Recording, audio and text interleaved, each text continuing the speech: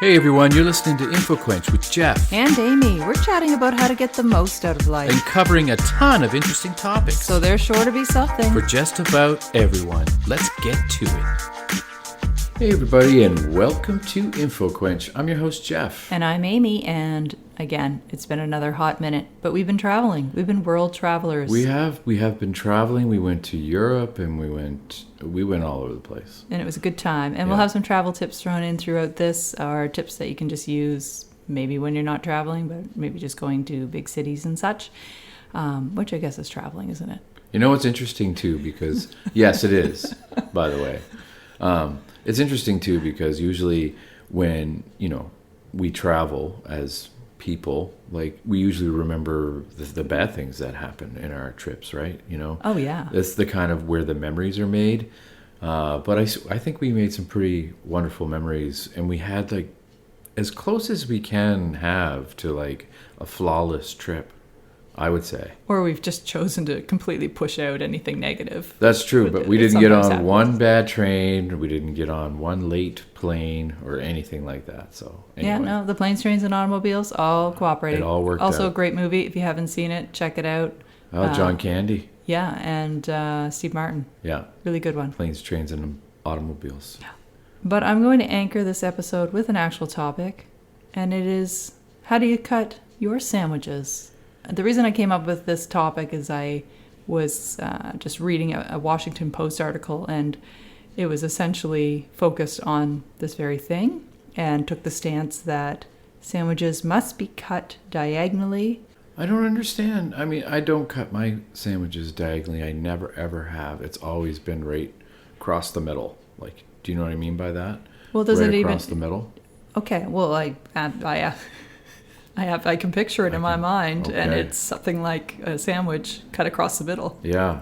There are pros and cons to different types of sandwich cuts. So their reasoning for the diagonal cut is that if you are cooking a grilled cheese sandwich or you have some sort of hot sandwich, do a diagonal cut, those little pointy ends will cool faster. So you can start eating your sandwich sooner rather than just having it sit on the plate and wait because it's exposed to more air. A grilled cheese I can see, but just like a peanut butter and jam sandwich, you're not going to heat that up.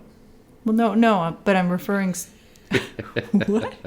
Well, some people do, but... I guess, and it probably would be good. I'm giving you scenarios where a diagonal cut makes sense. And essentially this article was of the position that a hot sandwich, it makes sense because the corners or the tips will cool.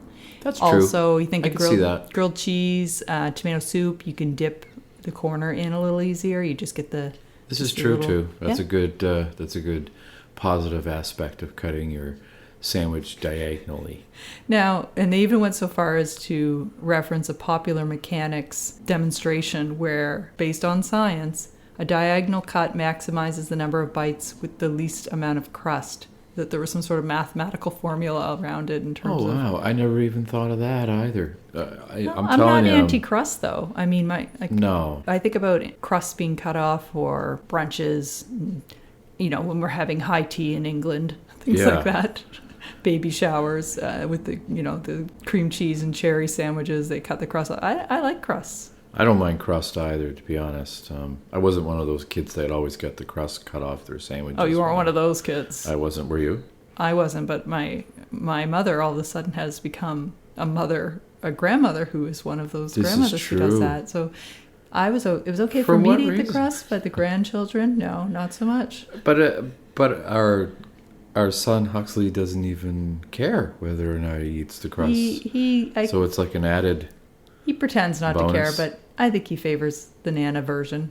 What's the deal with not liking crust? I don't get it. But he'll also what eat the heel. I'll be like, what do you got in your hand? And he'll be eating just a raw heel while something else is toasted. He's like, I'm just nibbling on this heel while my toast is in the toaster. Yeah. So another reason, that people are against, I guess, diagonal cutting is that if you have a sandwich that's not really structurally sound, stuff can just flop out of it. I hope they don't. I hope these people don't organize and protest against cutting the sandwich the incorrect way. Make posters.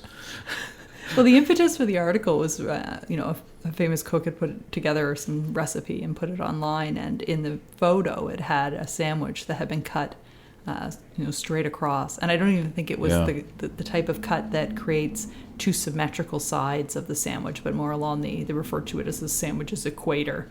It's so funny because you know what I find even more fascinating than just whatever way you cut the sandwich is that I never even, not even once, contemplated cutting it a different way. Well, I never thought. Wait, how do you cut your sandwich? Right across the middle, like so that there's a round top and then the square bottom.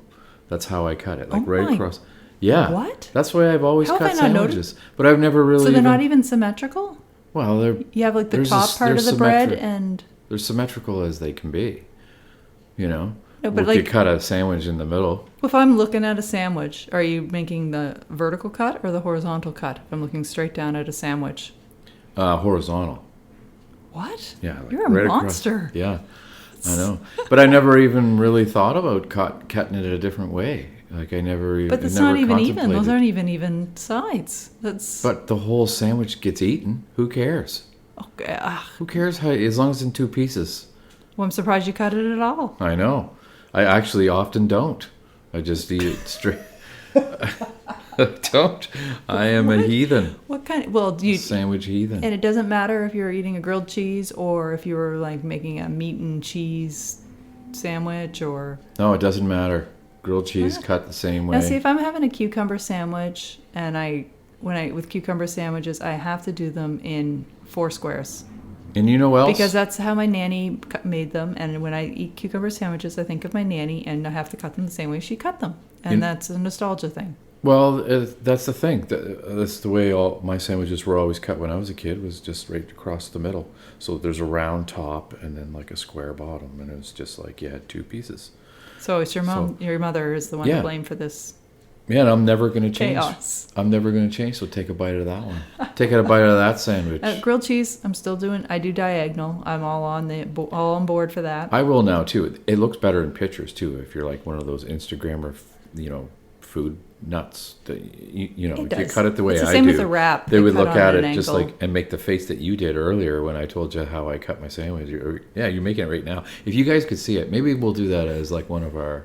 I already have the photo chosen for our and it was taken while we were on vacation. It was when we were in Paris and Jeff ordered escargot, which he'd never eaten before. I had them before. Consistency of a snot. I figured I'd like. A big fan. You like them? They were firm snots though. They were like not quite like a mussel, but like almost like a mussel, but like a hardened. Well, you compared them to periwinkles. Yeah, I don't know lots of periwinkles. If you're listening to this podcast and you're not from the Maritimes or from a place that has periwinkles, I don't know where periwinkles all live, but Jeff apparently ate copious amounts. I ate a lot of them. You have to eat a lot of them even to get like slightly full. Well, they're really just. You have to eat 1,000 of them. They're not that far off from escargot. Tiny. No, they're not. And I didn't mind the escargot actually. But isn't escargot sort of one of those things like, I don't know. Once I figured out how to eat it. Are people eating mussels without dipping them in butter and garlic and everything else? Isn't it more like this is just another vehicle for the condiments I'm going to really, that's what I really want to eat is the flavor that comes with it, not the thing. Well, it's like eating, remember that funny joke is like rice, like by Mitch Hedberg when he said, rice is a wonderful thing if you want to eat 1,000,000 of one thing. Well, that's what periwinkles are like. If you want to eat 1,000,000 of something, just start eating periwinkles. Because I remember we used sewing needles to fish them out of the shells. Sewing needles? Yeah. Okay. Yeah. Well, that sounds wrong in a lot of ways. They were in escargot are just like bigger periwinkles. That's all it was. Like it was totally what it was like. So we were at a restaurant and Jeff decides to order escargot, and I had them years ago, but I couldn't recall exactly how to eat them. So the guy brought over the utensils, the server, and if anyone looked at it. Yeah, if anyone watched Pretty Woman, they may remember the scene of her trying to eat escargot and one flying across the room. So they had the silver little, I don't know, clampy like holders, and then this little fork, which I guess would be like Jeff's version of a sewing needle for periwinkles, but it's for escargot. Yeah, when I looked down, it was almost like I was in the movie Saw. I had all these implements. I didn't know what was going to happen. So as soon as the server left, I jumped on WikiHow, and Jeff and I were scrolling through WikiHow about how to eat escargot using these utensils. Yeah, we wanted to fit in, man. We did. We wanted to fit in. We didn't want to look like, well, obviously we did look We like completely looked tourists. like tourists, but Oh, particularly when we were watching. I'm sure people knew we were WikiHow. And You know why though we looked like tourists is because we just weren't as like hip and with fashion like the French are. They look, every one of them. You look think it was our amazing. fashion choices? Oh yeah, it was our like book bag in the front Backpacks. and like Well, you know what? WikiHow did it, and you got her done, and you figured it out, and you they were liked good. them, right? One went flying though, I will say. Yeah, one hit the ground, Yeah. and then that was no bueno. And I did We not just put eat it off that to the one. side. Yeah. We wrapped it up in a napkin to hide the disaster that took place, but But they were. It was interesting though because they were baked. They were like that's how they cook them. They bake them in like a pizza oven, I would imagine, kind of because they sold pizza there too. So it was interesting. I thought that they would have been like I don't know what they would have done, like steamed them or something. But no, they were baked. So the shells themselves were like red hot. So that's why they give you that thing to hold on to. okay. Anyway, Well, I mean, I'm sure if somebody came to Canada and sat down for a lobster feast and someone started rolling out newspapers, giving them a bib and nutcrackers, they'd be like, what's going on now? yeah. What is what? What's Yeah. going down? Yeah. And WikiHow will be coming out. And you know what? I think lobsters are a lot more complicated to figure out. And it's funny because this goes back to like the way you cut your sandwich because there's certain ways to crack open lobsters as well. Like, you know what I mean? Many people do it differently. Some people do it with their nutcracker so they crush it and then the shells go flying everywhere. There's ways to not make that happen. Well, I would think that Yeah. the ways to not make that happen would be the preferable way. I don't like lobster. That's right. I know you don't. I love lobster. I'm sick. I've always loved I'm a sick lobster. individual. I'm not a good maritimer. All right, I got lots of random notes here because I want to talk about them. Is this what the podcast is on? Is random notes, just random stuff? Yeah, because Okay. well, you know what? It's sort of what it's always on. So I'm just going to embrace it from now on. That's It's just- true. Let's just. Just like we need to embrace the motorcycles going by our window. I know with this new mic and it's picking up all the, good and bad, ugly. Yeah, I love it. We were just quickly we were talking about the new mic and how it literally solved all of our problems that we had for years doing Oh this yeah, podcast. everything in our lives, our lives are now Yeah. perfect Or no- because of this like microphone. we can hear ourselves through our headphones. Like it picks up everything. We got to like basically be statues so that we like if I scratch my beard, it's like in stereo now. Anyway, go ahead. What's the first tidbit? I want of to talk about info? the fact that I have this. Quench my thirst of knowledge. Go ahead. I have, well, what you would call an unfounded fear of leaving on the curling iron, and I'm sure Oh. probably modern day curling irons shut off automatically if you accidentally leave them on. I don't use a curling iron very often, but when I do, Oh, it's gotten to the point now where like you'll send me a text saying you can make sure that the curling iron's off, and I don't even check. I know it is. I just go back to bed. you don't check. Just joking. I just wanted to see. Your I had reaction. a day where I actually remember before I was out of the house, because usually what'll happen is I'm halfway on my walk to work and then I'll send a text to Oh, Jeff yeah. and say, hey, can you go check that curling iron? So one day recently, I remembered to actually go up and check the curling iron before I left for work, and it was on, and I was fully validated of years of worrying about accidentally leaving the curling iron That's on. how thinking, it works. That's how it works. You yeah. waste your time for like a decade, and then that one time you don't waste your time, and you're like, Yeah, you're I stopped correct. you from basically burning into A crisp. oblivion. Yeah, because pretty that's what much. I envision on my walk to work. That I've left the curling iron on, and you're going to burn to death. And then I love you so much. I send a text and say, "Why don't you check that out I and see think if that's that- going to be a thing that happens?" And you What- check it out, or you lie and you don't check it out. Either way, we're both satisfied. Are fires really caused by like curling irons that are left on, or is it don't- just? I think they probably have auto shut-offs, where I think it would probably take a long time. My curling iron is That's really what I old, mean, like- so I don't know if that's even a thing my curling iron would have. I've never even heard of a fire that was started by You a hadn't heard of curling a iron. house fire starting by a clothes dryer before, and then weren't we watching the news? And I said, I've never "Oh, said that. you had." I'm like, "You got to clean that lint trap, or it's going to burn the house down." And weren't we watching the news just a few nights later? And there was somebody whose house had burnt down I don't because of the remember lint that. trap. And I was like, "See, that's why you got to clean it." I do clean it. I just, maybe I forgot that once, but it's like you forget once and then you've never done it. I wonder if newer That's the way it dryers even have that. Like, why can't they come up with if they can come up with, like, I don't know, things that go into space, why can't they come up with a dryer that I don't have to remember to clean the lint trap from? Yeah, I know. I don't know. It could be like the Flintstones. Get this, little bird to do the lint trap, and then Well, I think that's regressing rather than progressing, but it would work though. You got to have something inside the machine, right? one of the things that I learned from a friend while we were traveling that is in the iPhone app, and just so happened I learned while we were traveling because they were trying to identify a flower, and Yes, this was when we were in Switzerland. yes, Yeah, and we were in the Alps, and it was Basel. Sorry, I remembered said it like Basel, like a sheep. yeah. Basel. Yeah, Anyway, beautiful city. yeah. Beautiful And amazing Oh, man. friends that showed us around. And anyway, I digress. There was a plant, and she wanted to know what kind of plant it was. And I'm like, I don't have that app. I know that there's these plant identification apps. She's like, you don't need an app if you have an iPhone. You don't even need the internet. You don't even need the internet. And I had an iPhone, and I had zero internet.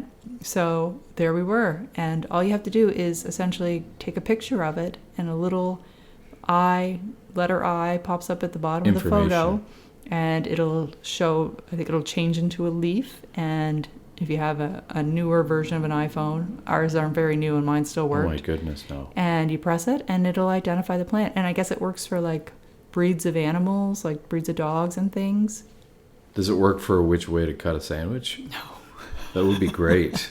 So maybe listeners, you knew this thing. I didn't know this iPhone magic. I don't know why I'm still amazed by things like this anymore, but they still amaze me.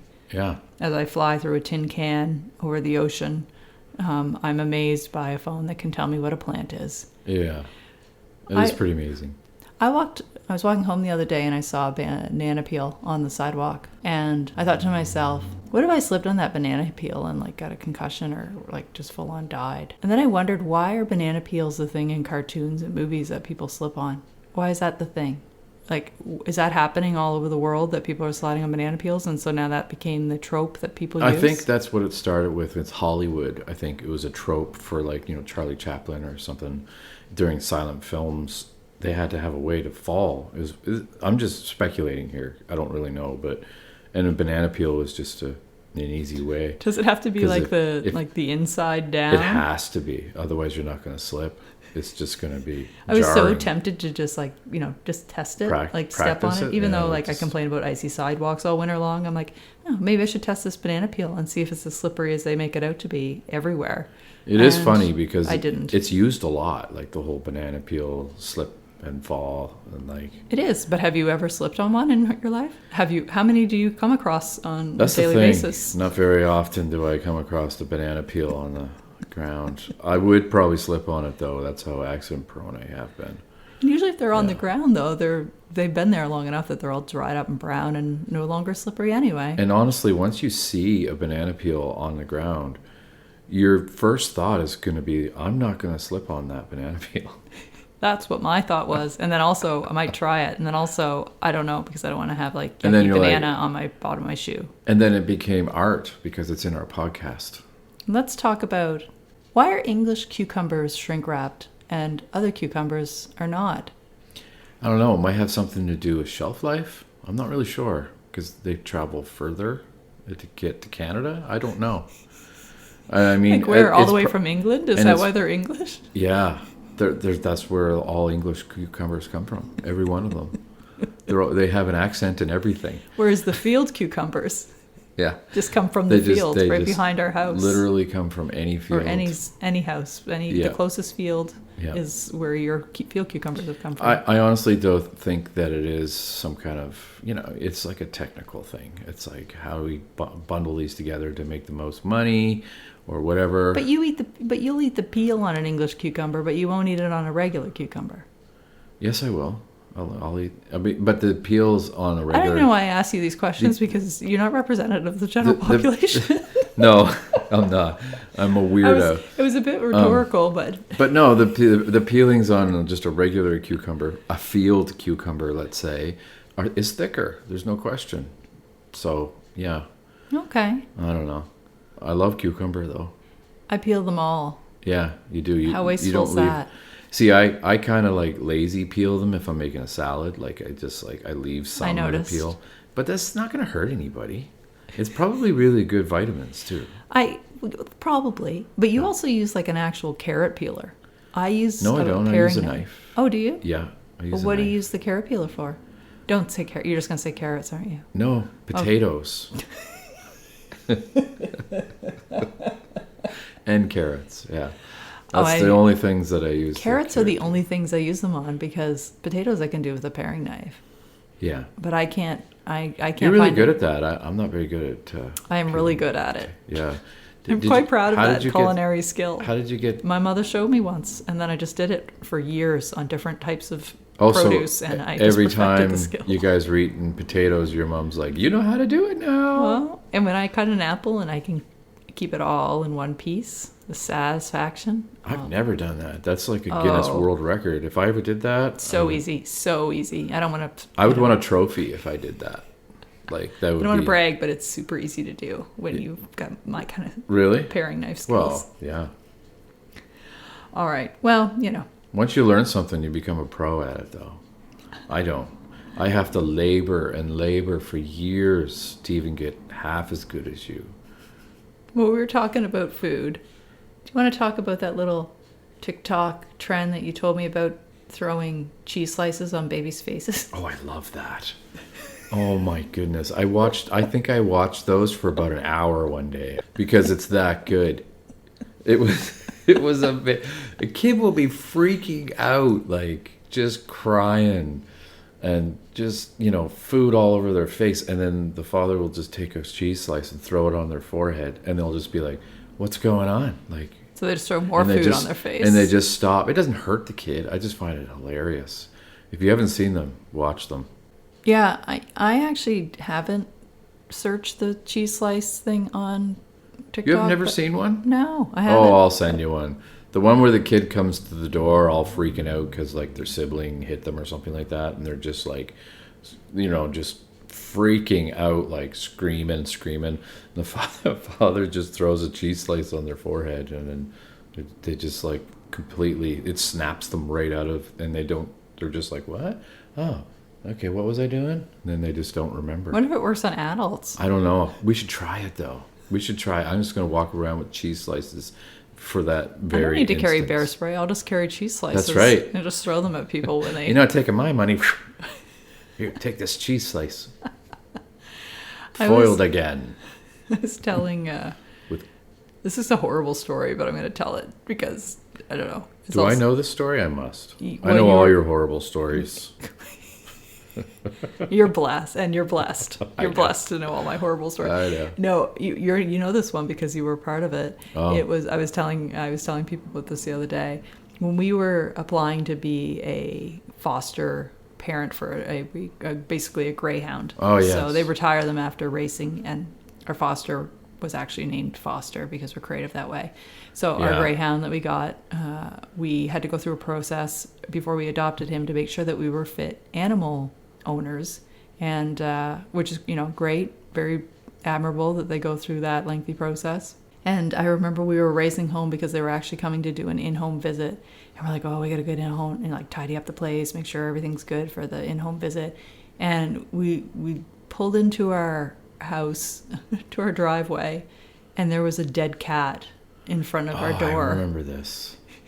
It was just like, yeah. It was And I'm just, not I know laughing. it's not funny that the cat died. No, I'm but not. I'm it's laughing like, at the absurdity of the timing and the fact that this cat must have gotten I hit. remember this, Must have yeah. got hit or something and got thrown into our onto- driveway, on- pretty yeah. much. Yes, and so So we couldn't leave it there. yeah, because if you're coming to assess a home as being whether or not it's good for pets, and there's a dead pet outside the door, that would be a A no-go. bad thing. That would It would go probably be a red mark against us would on your be little report a card. check mark in the idiot section. So we didn't have a lot of time. So I remember Jeff and I got a garbage bag and a snow shovel.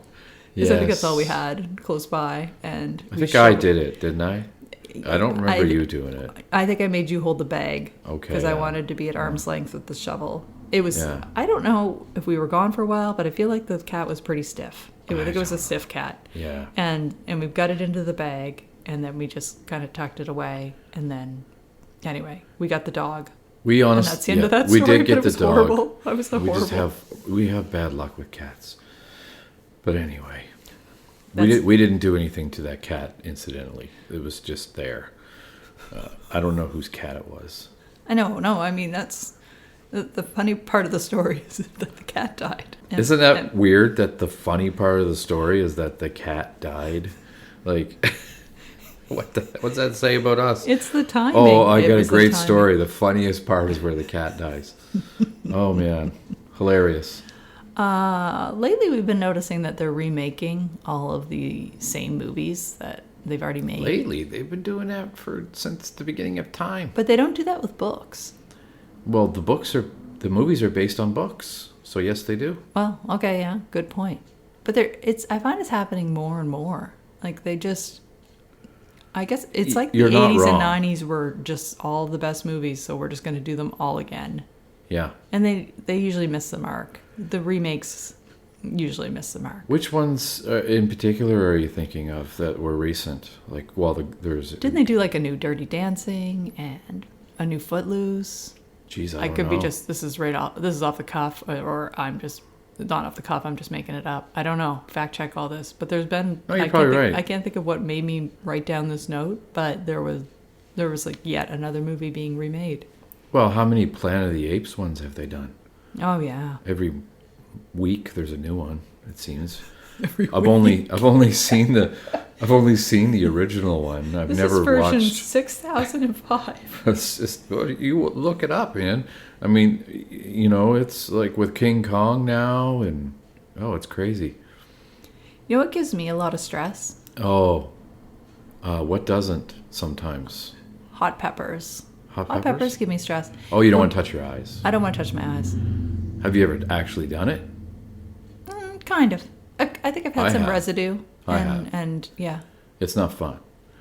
It's not fun at all. So it's warranted stress.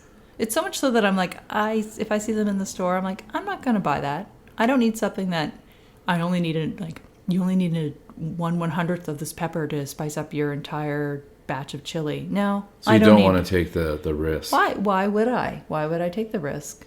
Well, because you want the peppers in the dish you're making. I feel like it's having Just throw chemical some- warfare into the house. Just bringing it in willingly and subjecting yourself to potential. But if you're careful, you don't have to worry about those things. And you're a very careful person. You're the most careful person I know. Your middle name is Careful. And your last name's Careful. You're careful. If you had a middle name. I'm just going to keep talking about food because our friend Andrew had an amazing story about what he used to bring to school for lunch. I love that story. Why don't you tell a story? You're a great storyteller. I'm not really sure if I remember all the details, but it's something along the lines that when he was a kid and he was going to school, for his lunch, he would have a thermos, and before he left for school, it would be hot water, and there would be a hot dog put in it. And then by the time it came, to eat his lunch, he would have like pretty much a boiled hot dog in his thermos. And then so he would dump out the water and he would have the hot dog. And then in another like separate bag, he would have like a hot dog bun. And then he would put the hot dog Might have in the the hot ketchup dog already bun on it. and have like a hot dog for lunch. Really And I've never heard of that before. And I think there were multiple hot dogs, and they would all swell together and Yeah. come out in a. It was probably more than one hot dog, I'm imagining. But what an interesting I lunch. told this story to somebody else. Am I right at my in all work, that? and they are like, "Yeah, I did the same thing." Yeah. I'm like, "What? This is a thing people did?" Yeah. And I guess it's there's more than one person that this has been something that they See, did. the only way that you wouldn't get teased is if everybody else was doing it. Because if you're the only one showing up to school with a thermos full of hot dogs, people are going to notice. Well, but maybe it's magical. Maybe they're like, "Oh, that's clever. I wish I had magical thermos hot dogs." Look at Andrew eating the magical hot dog over there. Whoa, that looks good. Glad he brought ketchup, though. Well, I mean, That's- we had hot dog day. You got to have hot dogs every day. You had hot dog day at your school? Yeah. Oh. Oh, yeah, 50 cents a dog. 50 cents a dog. And $1 for a slice of pizza. Once a week, it's hot dog day. Once a week, pizza day. Pizza day was more Yeah. popular, but I mean, still. what are some of the weird things that you took to school for lunch? Peanut butter and jam sandwich every day, same way I do now. Yeah, you can't do it now, though. You can't do peanut butter and No, jam not sandwiches. to school, but I'm allowed to bring them to work. I did, though. And I brought them. I remember I brought my peanut butter and jam sandwiches in a bread bag with a twist tie, and it was like 4 or 5 of them. Like What? I ate a lot. Why? Really? You ate that many? peanut Yeah, butter I and had jam a sandwich sandwiches? whenever I felt like it at school. Oh, see, I didn't even eat my lunches. Lunchtime? They gathered in my book bag, and then they'd be all moldy, and I'd have to dump them out because I like to talk Oh more no, than I I eat. ate everything. I ate everything. I don't remember. I think the only drink I had was just the fountain water. I don't think I ever brought a drink to school. There was never thermos. No mini sips. Not to school. That was a delicacy. That was what you bought. We serve after those you, at dinner with the salmon. after you got your paper money. That's what you went and got as a mini sip and a thing of like candy. We are full on into chess mania at our household. It ebbed No, and no, then it flowed. not me. Okay, no. Not me. Well, you were for a while. We were okay. Did you not I like sit watching- and watch YouTube videos with I like us watching. I like where people watching. played through games? Yes, but I don't like playing the game. No, but that was we Yeah. watched The Queen's Gambit with our son who's 11, which is questionable parenting. But you know, It is questionable. It's good teaching moments. we you know, skipped through a few parts and paused to it was like have some teaching we moments. had to pause it and say, "Okay, you see that big jar of drugs that she's going for? That's not something you should ever do." See how it helps her with chess? It wouldn't help you with chess. All right. You don't need to be Unpause. you don't need Okay, wait a minute. All right, so you see that she's downstairs in this basement with this older guy that could be her grandfather, but she has no idea who he is. Don't do that. Don't do that. And if you like, you don't need to hallucinate that there's chessboards and run through games on the ceiling. Yeah. No, you through don't. a drug-induced mania. If you're ever in a tournament, don't zone out and go through and just like freak out and run around in circles and then sit down and do your move. Don't do that. So yeah, chess mania, and when we do chess mania, when we do mania anything in our house, it's full on. We do everything. It's books, documentaries, movies. Yeah, if fiction, nonfiction. We even cut our Easter Bunny sandwiches. even listened to us and brought a chess timer. Yep. We even cut our sandwiches in the shape of the queen. Yeah, right. Yeah. Yeah, right, Mr. Cut in half. You know me, always bringing it back to the original. I know. Way to bring us back on. And we're playing chess in person. We're on chess.com with our ratings. Huck's actually just participated or started in his first round of a tournament. So yeah, exciting stuff. My rating is 1, so I don't play much. Well, you know, we like to get into things. Here's one for you: Miracle Whip or Hellman's? Honestly, my whole life it's been Miracle Whip, but like you've kind of converted me over to the Hellman's. I don't even remember what Miracle Whip tastes like. We've been eating Hellman's so much. There's a tangy zip, I'll tell you that. Is there? There's a tangy zip to Miracle Whip. It's sweet. It's more sweet? sweet than Hellman's. Hellman's is more buttery, I feel like. It is, yeah, I don't know. I'll eat either, to be honest. Well, But, those cucumber sandwiches I grew up on, I mentioned, my nanny making them. She always made them with Miracle Whip, and that was really the only time I. But then I got moved So where over. did Hellman's I don't come? know. I tried it once, and I'm like, "Where have you been all my life, Hellman's?" And then I didn't look back. Was it like I can't believe it's not Miracle Whip? It's sort of how it went down. Oh wow.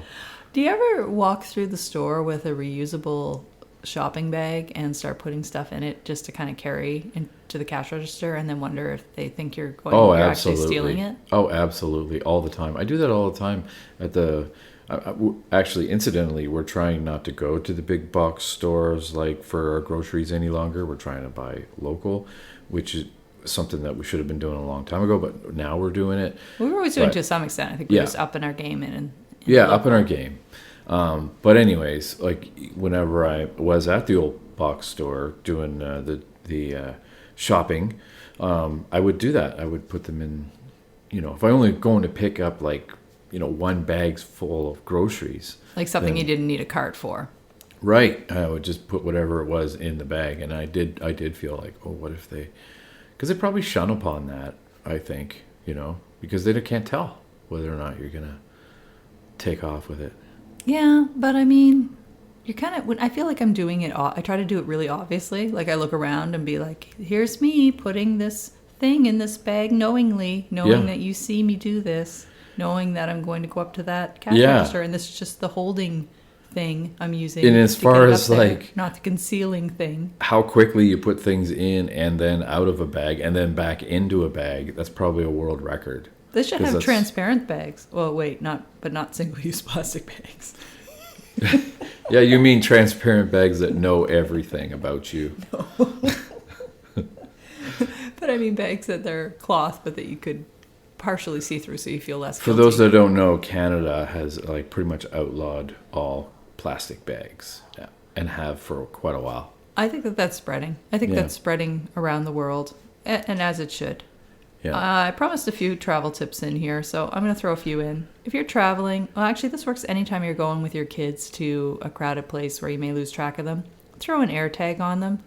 A lot of people use air tags for their luggage, and rightfully so. I've heard of people like checking to see if it's been left in a airline warehouse somewhere or one of their stopovers, but you can do it with your kids. So, for instance, we mentioned traveling recently. We were in several big cities with we were using subway systems, and it can be very easy to get separated from your little ones. And having an air tag on them, you can track them. So Huck's actually just zipped the air tag straight into his pant pocket, and luckily we never had to use it. We didn't get separated.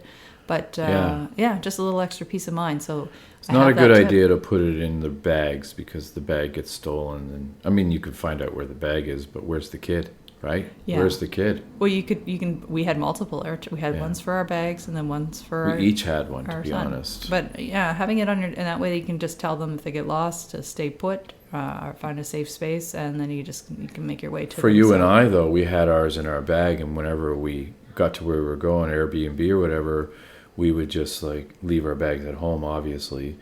So we would always get like these alerts, like saying, "Oh, you forgot your air tag," Yeah. Well, it could be like with But- your kid. Oh, you forgot your kid. Yeah, Home Alone again. If Home Alone had air tags, they would have been all set. There would be no movie. And I saved the best tip for last. I think it's a tip that I just kind of came up with because the tip isn't not to travel with checked bags, but we happen to just travel without checking bags because we just hate the stress of worrying about, Oh yeah, I having don't our want bags to be wait for lost, luggage. especially when you're taking multiple flights and such. So we always just travel carry-on only, and you can do it, folks. You can do it. We've done it like twice now. with and- larger and 3 times with three Yeah. 3 large trips of 2 weeks. There was long, literally only maybe 1 or 2 items that I brought with me when we left to go on our trip that were redundant that I didn't use at all, which Yeah. was that's better than the time before. and it's you kind of refine your list each time. You make a little list, and then you One of them was a winter hat. Remember, I just threw it out. I was tired of carrying it around. I just threw my winter hat out. I know Like, what am I doing with this? we It's brought 20 degrees sunscreen, out. and we used it. Well, we thought we were going to use it in Switzerland, and we Yeah. ended up using it every day in London. Yeah. I didn't know what to expect because it was cold here when we left. So I Yeah. was like, whoa. And what we if had it's cold umbrellas. We're like, elsewhere? we've got our umbrellas, but no, we were whipping out the sunscreen. We so did use the umbrellas once. We did, and that's all we needed. And when you use the thing once, you're like, I'm glad I brought that thing. And the Yeah. umbrellas are pretty heavy. Almost But that like turning off the iron, you know? But You that know? wasn't even my tip. Wasn't even No. around the backpacks. But what it is to use the rain covers. If you have good backpacks. Oh, that was a and- good one. And big backpacks that you're using to travel with are usually probably, you spend a little bit of money on them to make sure they're robust. But ours have rain covers, which we actually bought when we went to Costa Rica. We thought we would be, I don't know, Yeah. in the rainforest it would rain. Yeah. It did not. News at 11 Yeah. did not rain in the It's rainforest. the not rainforest. It's the dry forest. So we didn't use them there, but what we did use them for was to ward off pickpockets. Yeah. So which is pretty rampant in Paris and London. And well, any big city, airports, or even just having your zippers accidentally come open and lose stuff. So what we would do is put the rain covers over our backpacks once they're all packed up, and even putting them in the overhead compartments and on the planes. Everything was just a little bit easier. All the straps were tucked in, and when you're on the subway, you don't have to worry about, if you're carrying multiple, because usually when you're on travel days, I'd have a bag in the front and the bag in the back, and you can't always take them off your back to keep an eye on them. So that was a bit much, I think, this time. It was like having those 2 bags. Well, there was only one extra bag. It just was me that was the one who was carrying it all the time. I was the pack mule for the duration of the trip. But we each had a backpack, and then we had one extra bag for usually travel snacks is usually what they were used for. Yeah. And you need a smaller bag for a day bag for like when you're out and about just on a day trip. So yes, summing it up, rain covers over your backpacks. They are a great way to just kind of keep everything tucked in and cut your sandwiches you don't have to worry. Diagonally. Well, it depends on the sandwich and whether it's structurally sound and how you're feeling that day. That's true. Is how you're feeling that day is the big one, and make sure that your curling iron is off. And I guess that's pretty much it. Yeah, that's really all we covered. That's all we covered. That's all we talked about. Thank you so much for listening, everybody, and we will see you next time on InfoQuench. Yes, we had a lot to catch up on for this go, so thanks for listening, and we will see you next time. See you later. Bye-bye. Bye-bye. Thanks for listening. Be sure to check out past episodes and subscribe to keep up with what's new. You can find us anywhere you get your podcast, and why not leave a review? You can also follow InfoQuench on Twitter, Facebook, and Instagram. Till next time.